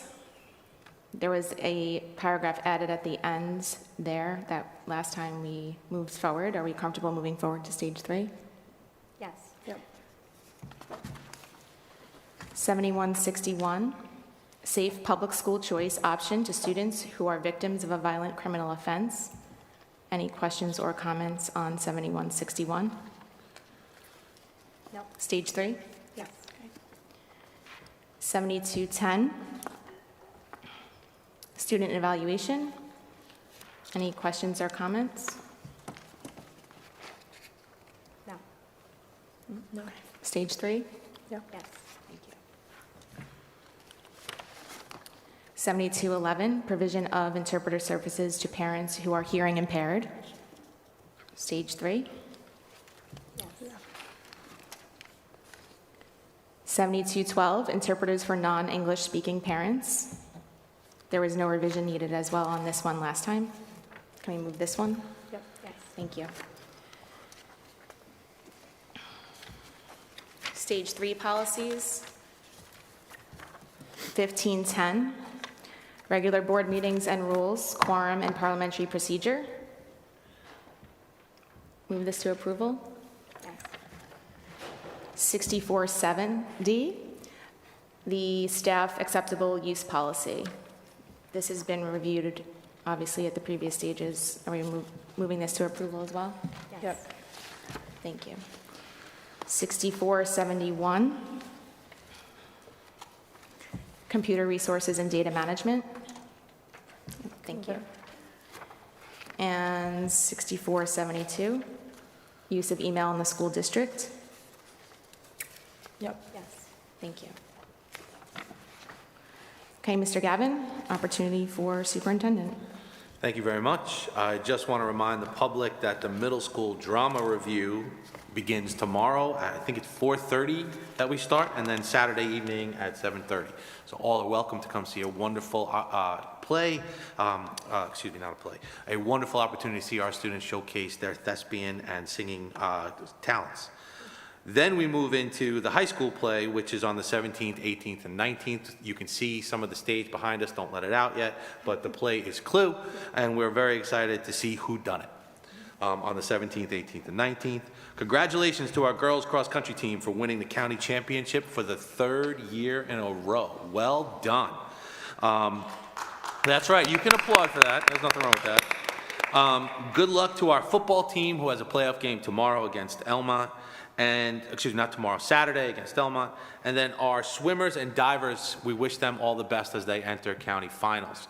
And to circle back to the cross-country team, we have several runners that have qualified for the state, and we're going to support them all the way through. So well done all the way through. And that is my report. Thank you. Opportunity for board members. Ms. Messier? Thanks. I wanted to start, I'm just going to jump right off where Mr. Gavin left off, in congratulating all of our athletes who have made it to playoffs and wish them good luck as they continue through the playoff season. I also wanted to thank Mr. Van Zandt again for bringing the community schools model to our attention and encouraging us to learn more about its potential. And I would just, in that, like to kind of elevate just that action. I think, in education, oftentimes our teachers are our best resources in identifying where there are gaps and where there are problems. But so often their voices aren't always elevated to the extent that we hear those problems, or they present those problems of practice, right, I guess, as we would actually frame them. So I appreciate the fact that this community schools model really grew out of a need for something in the community. That need was brought to our attention, and that we're able to move forward in doing it. So would really always just encourage any of our staff, our teachers, if you see something or see an area for growth, please tell us, because we're happy to look into anything that's going to help our students do better. I'd also like to thank Dr. Hood again for her time in preparing and presenting the model to the community. I'd like to thank our administrative team, Mrs. McGinn, Mrs. LaSorsa, Mr. Wiesenberg, for the time they put into their data presentation and the work that they do for our children every day. I wanted to end by just telling a short story. It's actually about running, so again, fits in very well with our cross-country team. Prior to having my own children, I coached cross-country, indoor and outdoor, varsity track and field in the school district that I work in. My teams had a no-cut policy. Anyone who wanted to join could, so long as they committed to the team. In my 4th year of coaching, a freshman named Maddie joined my team. Her mother approached me at one of her first meets and asked if I thought that running might be her sport. She explained that Maddie had played numerous sports growing up, but never found anything she was particularly good at or enjoyed. In truth, I didn't really think track was going to be her thing either. Maddie wanted to sprint. She was not a sprinter, and although she could barely run an 8-minute mile, which seems very fast to me at this time, it's not really cutting it at the high school level, I told her mom that she could potentially develop into a distance runner if she was willing to put the time and effort into the sport and had some patience. During her sophomore year, Maddie switched to training for distance events and made some nice improvements. She was the 7th man on our cross-country team and hovered just outside of our top 3 in the distance events for indoor and outdoor track. During her junior year, she literally took off. She ended cross-country as our top runner. During the track and field season, she emerged as one of the top athletes in the county in the 1500. By her senior year, she had broken our school 5K school record, running 18:57, and placed 7th in the state mean in the 1500, running a 4:44, which is the equivalent of a 5:06 mile. She then went on to run for Yale University. I'm telling this story because it is one of my favorite stories, but Maddie's story is a celebration of patience and work ethic. She was encouraged to pursue a pathway that supported her strengths, and she was given time to mature into the runner that she had the potential to be. If Maddie had not been encouraged to explore different running disciplines, she would never have discovered that mid-distance was her sweet spot. She likely would have continued sprinting, found little success, and quit the sport. If Maddie had not been given time to grow into the sport, if she had been rushed or pushed too hard, she likely would have become injured physically or mentally, and this would have impacted her ability to reach her potential. As a school district, I think we need to do a better job ensuring that we're providing all of our students with options in pacing, options in class offerings. We need to accommodate the needs and abilities of all of our learners and eliminate unnecessary hurdles in the learning process. We need to really focus on the processes to make the outcomes that we want for our students possible. We have a collective responsibility to ensure that all students receive an appropriate education. Through our mission statement, we have committed to ensuring that our schools are safe spaces where every child's abilities are respected and where every child is enabled to reach their potential. And as a member of this board, I do find it my responsibility to ensure that that our actions reflect the intent of our school district's mission. I appreciate the time that we have put into looking at the elementary data and the middle school model data, and I'm looking forward to seeing what the high school data is going to tell us as well. And I really do hope that we can have constructive conversations about where that data tells us we should go, what's working well for our students, and what we could do to make it even better. This district has such potential. We have the potential to be the best. And not that it's always about being the best, but in this case, we have to be the best for these kids. We owe that to them. So again, thank you to everyone who has been involved in our review, and I look forward to continuing the review next week and through the month of December and January. Thank you. Thank you. Mrs. Hackett? Thank you to our administrators. I wanted to say thank you to our elementary principals from the last meeting for attending and for presenting their data, and to Mrs. LaSorsa, Mr. Wiesenberg, and Mrs. McGinn for this evening. Also, thank you to Dr. Hood, Ms. Messier, and Mr. Van Zant for exploring community schools. I think it's a great new addition for us, and again, to strengthen the community, I think is always a smart idea. Something we should be doing. I was able to attend the NISBA convention, that's the New York State School Boards Association convention, last week with Dr. Donna Downing in Syracuse. That's always a great gathering of many minds all over the state. So from our neighbors on Long Island to our rural districts. The state is very large when you start talking to other school board members, and maybe not all of our issues are exactly the same, but the work of the school board is the same across the board. So I really enjoyed doing that and accompanying Dr. Downing on her first experience there. I also was left with a story that I wanted to share. We had a keynote speaker at the convention, and it was Marlee Matlin, who you might know is an Academy Award-winning actress who happens to be deaf. She had an interpreter alongside of her, and she spoke for, she used sign language, and I thought of you, Miss Walter. It made me so excited just watching her communicate so beautifully through sign language and her interpreter, and I was so touched by her speech. I really hope at some point it's accessible to our community, that we could post it and link to it. But her message was just so beautiful, and it was so beautifully presented, like I said, because it was special. But she really spoke about her childhood and her experience being a deaf child, and how the school districts, when she was a little girl, tried to encourage her parents to institutionalize her.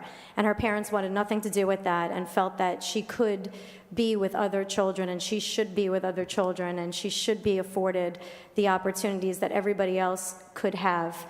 And her parents were the first teachers in her life that catapulted her forward. And she talked about that experience and what that was like, and all the people that removed barriers for her along the way, and warned us as school board members about erecting barriers and putting them in the way of children, and asked us not to do that lightly and make sure that we were giving all children access and opportunity. But one really touching part of her story was, and I didn't know this, was her experience with the other actor, Henry Winkler. She met him when she was just a child. She performed in her first performance, and he was in the audience with his wife. And she went up to him afterwards and just basically told him how badly she wanted to do this in her life. And her mother kind of was, trying to pull her away from him. And he held on to her and said, "You can do this. You can do anything you want to do." And he ended up sticking with her into her adult life. She lived in his home for many years. And just this relationship between her and Henry Winkler, which I never knew existed, just really touched me and made me think that every person in life deserves a Henry Winkler, no less every child, every student. We all deserve that support, and people who are telling us we can do it. We have educators here that tell us we can, and I really do love that about this district. It's not always easy, but I do love the encouragement that our teachers give our students, and I think it matters to every individual person. So I respect that every person has a different journey, but I just want every student here to feel that we are supporting them, and we are going to help them because they can do it. So I just wanted to share that. It was a beautiful, beautiful story. She showed a clip from her movie Coda. It was just so well done. So if you are interested, maybe you could find it. Halloween was really great across the district.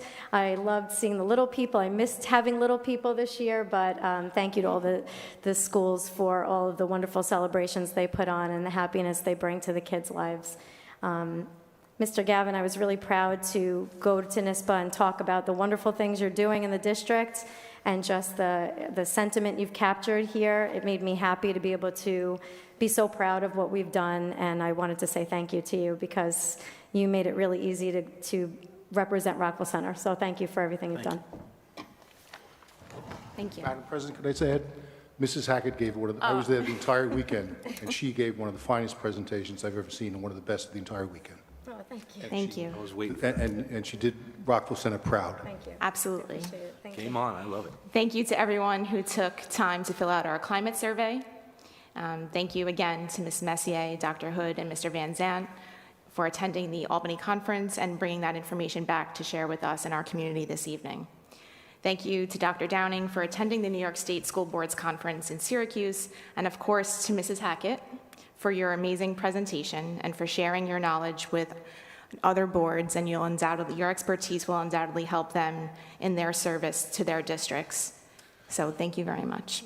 I know it's not easy for you guys to leave your families and to travel on top of our regular board business to go represent our districts elsewhere, but it's important work, and I'm very deeply grateful for both of you for attending those things. And good luck to all of our student athletes, and best wishes to the cast and crew in the middle school review and Clue. Can't wait to go see both. All right, at this point, we will open up the mic for visitors. The public in its comments is requested to refrain from making any direct references to students or staff members that could be considered critical of their performance or their character. Such references to individual students or staff members are inappropriate in a public forum and should instead be conducted in private conversation with the appropriate members of the staff. When you come to the mic, please state your name and address, and a reminder to please keep your comments to 3 minutes.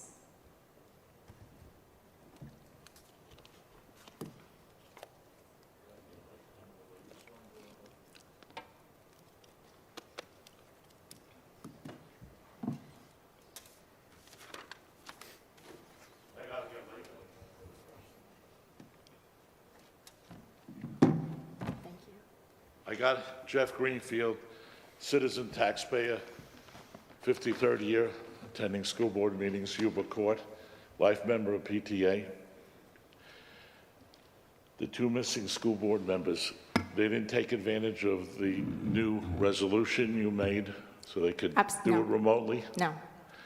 Okay. I thought that was good that you gave that opportunity. Thank you for whoever was responsible for redoing or a mulligan for the bad sidewalk job out front. The new job is much better. And I want you to know that that contractor was here. I saw him at night and on weekends perfecting the job. So whoever that contractor is, I don't care if he was low bid or no bid, he did good. And you should use them again. Because obviously, after waiting, I know that walk well, having a grown up on Muirfield Road and attending school here.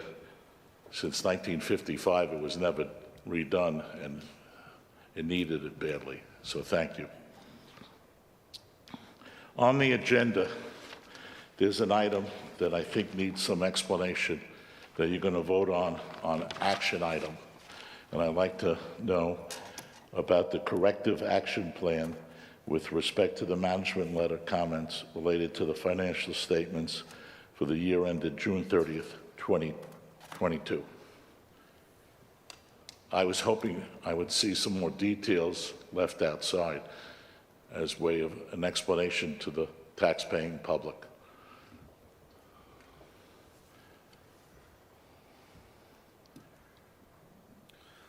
Mr. Bartels?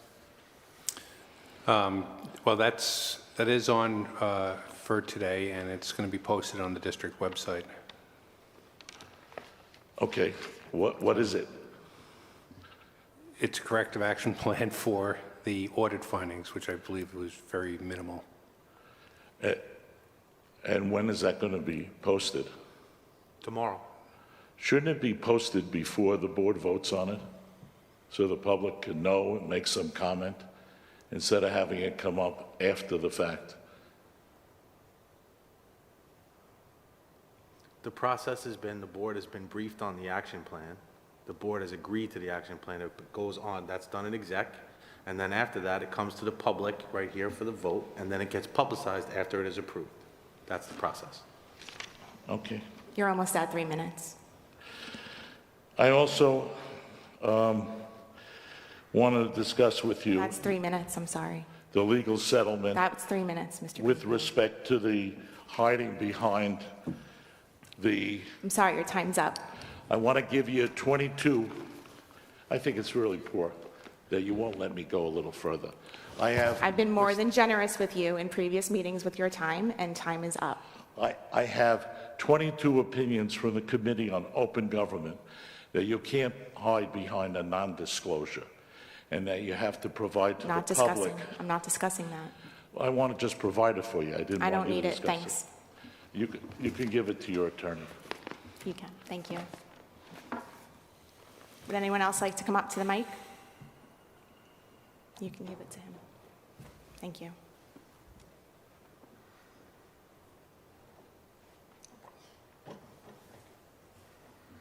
Hi, my name is Deanna Chaliotis. I live at 5 Lakeside Drive. I attended Southside and all Hewitt and all that, so I'm a long-term community member. Have 2 children in the district.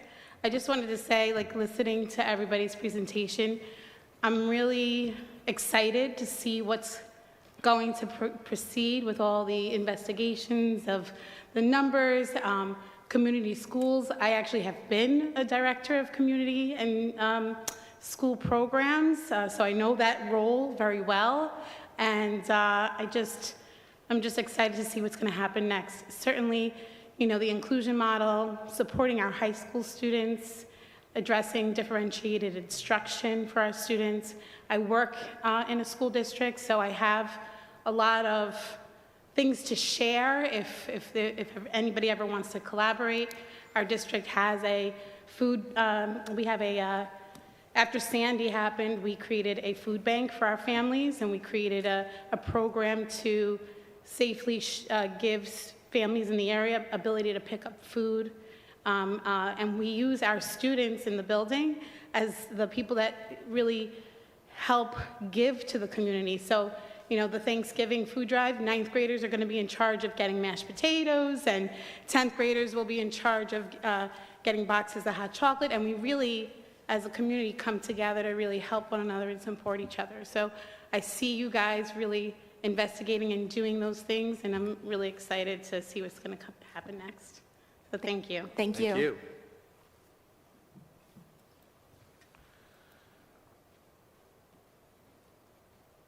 Anybody else? Okay. Oh, I think we have one more.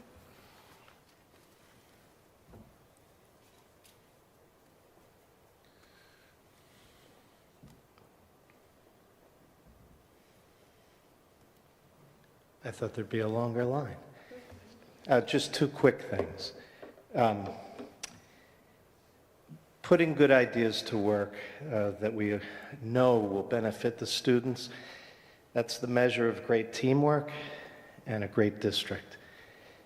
I want to thank Mr. Gavin, the administration, the school board for their consideration of the community schools idea, and especially I want to thank Dr. Hood and Ms. Messier for all of their time and research energy. We think there can be great benefits here for the students. Second thing, please know that this year the association has expanded our program, the Take a Look at Teaching program. In addition to providing internships to high school seniors through the Assess program, we've expanded this year to underclassmen through the new Take a Look at Teaching Club. All high school students can sign up to provide homework help after school through Project Great at the elementary school of choice. We're also going to have speakers through the year and take a look at teaching concepts and so on and so forth. I think it's clear what we're trying to do is promote kids to step forward into and take a serious look at teaching.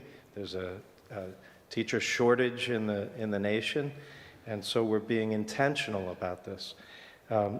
This is a great way this year for capable students to give back to the RVC community and to develop some insight and experience into teaching and a line on their young resume.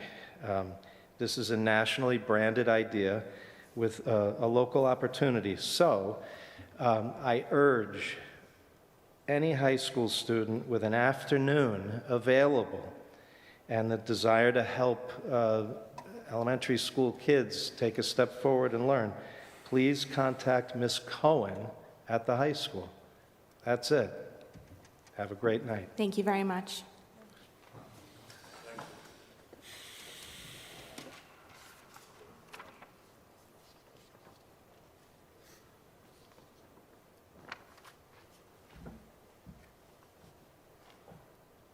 Good evening, Denise Woodbury, 54 Royal Court, Rockwell Center. I just wanted to say thank you to the middle school administrators who presented tonight. However, they left right afterwards. So some of the questions I had or comments were for them, and I'll speak to them directly. I really appreciate the presentation tonight. It was really helpful. The data presented was also really helpful. I reached out to some of the APs at the middle school earlier last week and asked for some data myself, which they promptly provided to me timely, which was also, again, very helpful for me to understand what's happening at the middle school. I want to point out that the supports that are in place, I give a lot of support and credit to the plan. I really hope that works for algebra. And certainly TLC and the other classes that are available, five support options or opportunities per math or science or what have you, great. What I didn't hear, however, is addressing options in curriculum and choice in curriculum, which for many of you, I'm a broken record, but there are still no other options for special ed or gen ed to decide whether or not, the parents can't decide whether or not the child wants to go and take a high school level course in 8th grade. There is no choice. This is public school. We need choices. It shouldn't be mandated. And I'll just leave that there. Thank you. Thank you.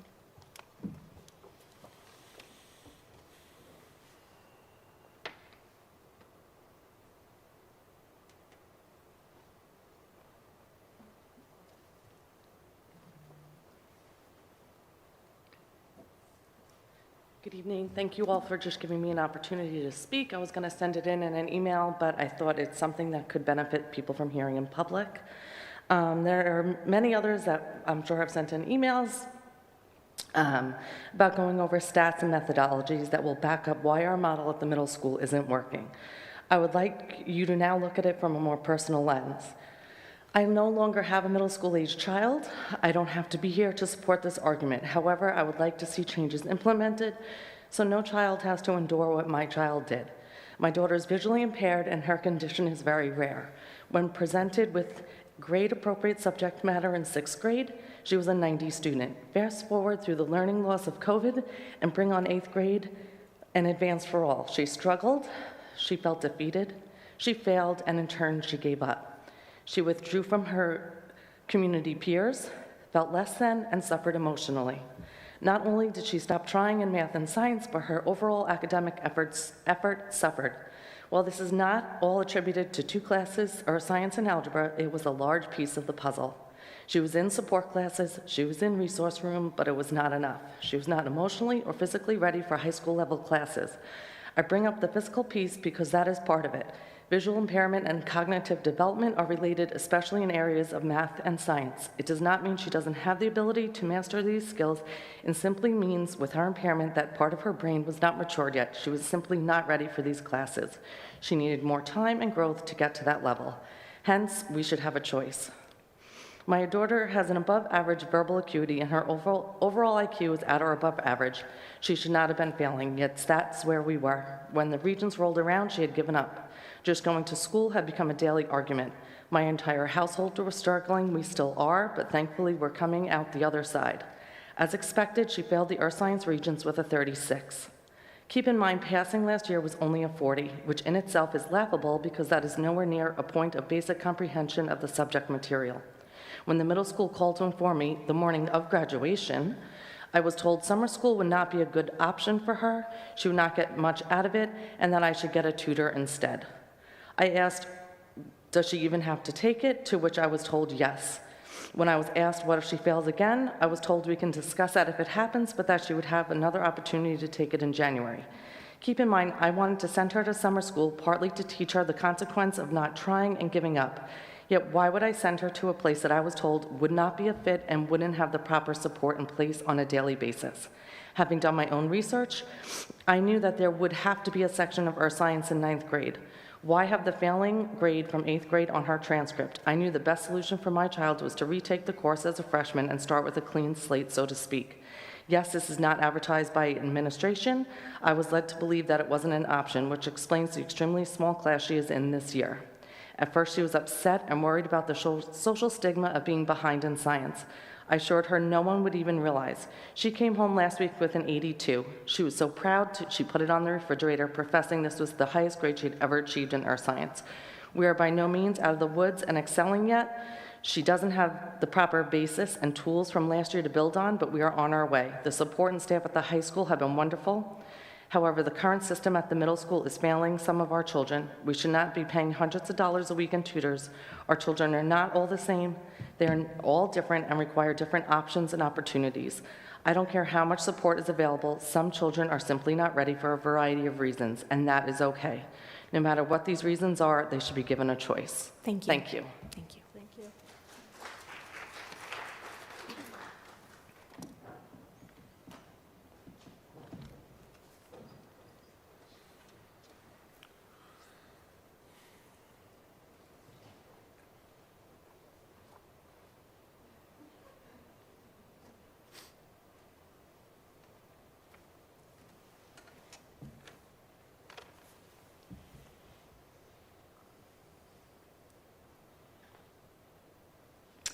Hi, Karen Burgee, 15 Hendrickson Avenue.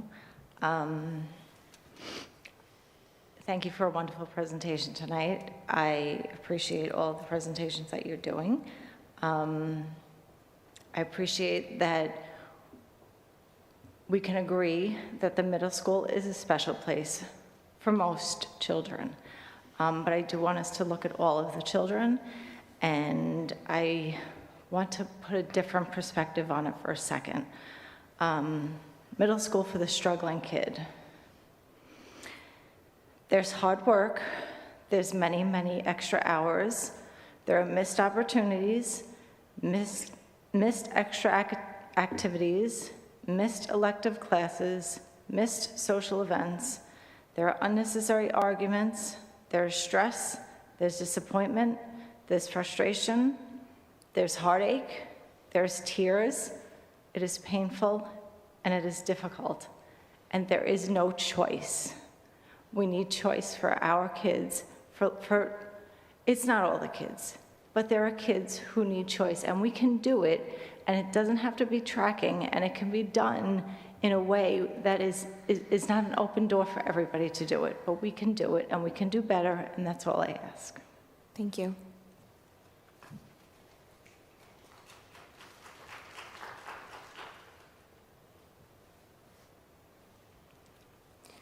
Madam President, since you allowed one speaker. We don't Can do I that from have the, on a new subject excuse me, additional no. minute? Can I have a motion to approve the minutes on the agenda, as listed on the You agenda? want to get an egg timer So moved. you're not selecting. Can I have a second? It's very. All in favor? Any questions? No. All in favor? Aye. Can I have a motion to approve the financial reports as listed on the agenda? So moved. Can I have a second? Any questions? All in favor? Aye. Can I have a motion to approve the receipt of financial reports as listed on the agenda? So moved. Second? Any questions? All in favor? Aye. Can I have a motion to approve items for action A through G?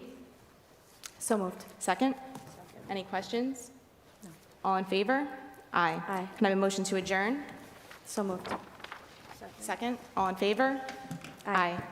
Thank you, everyone. Next meeting is November 16th, and that will be a public work session. Have a great evening.